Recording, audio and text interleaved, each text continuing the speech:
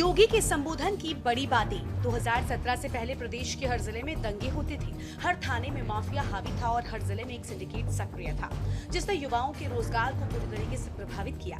साल 2007 से 17 के बीच प्रदेश की चीनी मिलों को औने पौने दामों पर बेचकर किसानों का नुकसान किया गया।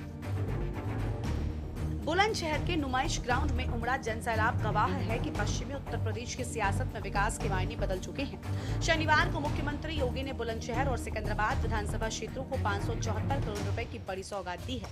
सीएम ने रिमोट का बटन दबाकर कुल 57 परियोजनाओं का शिलान्यास और लोकार्पण किया, लेकिन मंच से जब मुख्यमंत्री ने बोलना शुरू किया तो उन्होंने 17 से पहले के यूपी का वो दौर याद दिलाया, जिसे देखकर जनता के जहन में पुराना खौफ तैर गया।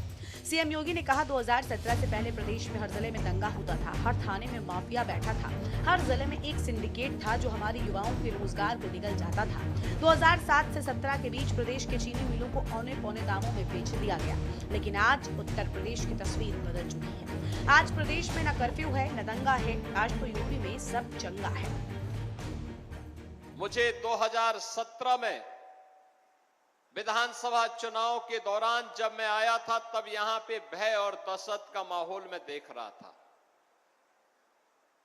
मैंने तब बुलंदशहर के अंदर जो उस समय चुनावी सभा की थी, तो मैं भौचक था कि लोगों में उस समय भय था।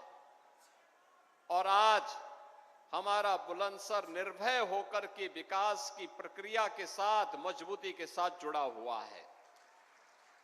अब क्या नहीं है बुलंदशहर में, कितनी शानदार, यानी देश की सबसे बड़ी एक्सप्रेसवे गंगा एक्सप्रेसवे बुलंदशहर को लेकर के आगे बढ़ रही है। और बुलंदशहर से जब आप आगे बढ़ेंगे तो मां गंगा का सानिध्य पाते पाते अब प्रयागराज तक 5 घंटे में पहुंच जाएंगे। मेरे सामने मंच पर उपस्थित हमारे सभी माननीय जनप्रतिनिधियों ने प्रस्ताव रखा कि यह देश के सबसे बड़े एयरपोर्ट के साथ भी गंगा एक्सप्रेसवे को मिलाना चाहिए। हमने उसकी स्वीकृति भी दी और बुलंदशहर से लिंक एक्सप्रेसवे जेवर एयरपोर्ट को जोड़ने के लिए। मुख्यमंत्री योगी आदित्यनाथ ने सिर्फ कानून व्यवस्था पर ही बात नहीं की, बल्कि बुलंदशहर के किसानों और जनता की जेब और सहूलियत पर भी पूरा ख्याल रखा। सीएम योगी ने मंच से बड़ी घोषणा करते हुए कहा कि गंगा एक्सप्रेसवे और जेवर एयरपोर्ट को जोड़ने वाले लिंक एक्सप्रेसवे के लिए जिन किसानों की जमीनें अधिग्रहित की गई हैं, उनका मुआवजा बढ़ाया जाएगा। इसके साथ ही बुलंदशहर वासियों को जाम से मुक्ति दिलाने के लिए शहर में एक नई रिंग रोड को भी मंजूरी दे दी गई है।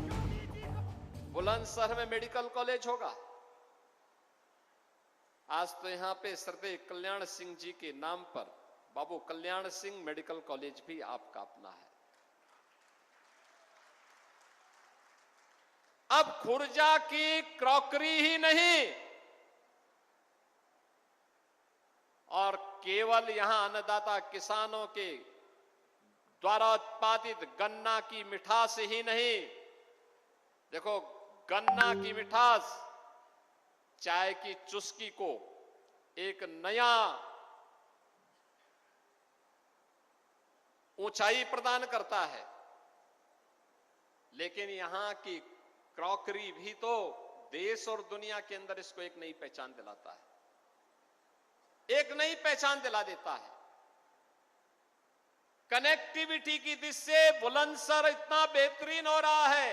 एयरपोर्ट भले ही डॉक्टर महेश शर्मा जी के द्वारा जेवर में बनवाया गया हो, लेकिन उसका सर्वाधिक लाभ बुलंदशहर को मिलने वाला है।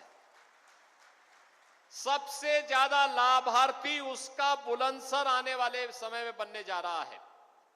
और इस दृष्टि से बुलंदशहर वासियों को मैं आज इन सभी कार्यों की बधाई देता हूं। वहां इंटरनेशनल एयरपोर्ट ही नहीं बन रहा है, वहां पे इंटरनेशनल फिल्म सिटी भी बन रही है, अपैरल पार्क भी बन रहा है, मेडिकल डिवाइस पार्क भी बन रहा है, टॉय पार्क भी बन रहा है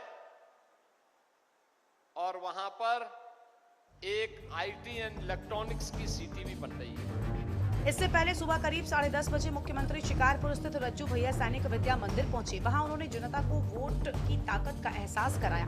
सीएम ने साफ शब्दों में कहा कि अगर आज अयोध्या में प्रभु श्री राम का भव्य मंदिर बना है और काशी में दिव्य कॉरिडोर का निर्माण हुआ है तो ये जनता के वोटों का ही नतीजा है। साफ है कि 2027 के चुनावी रण से पहले मुख्यमंत्री योगी आदित्यनाथ ने पश्चिमी यूपी के इस गढ़ से न सिर्फ कानून व्यवस्था का नैरेटिव सेट कर दिया है बल्कि किसानों और बुनियादी विकास को साध कर विपक्ष के हर चक्रव्यूह को भेदने की तैयारी भी कर ली है। स्पेशल डेस्क के न्यूज इंडिया।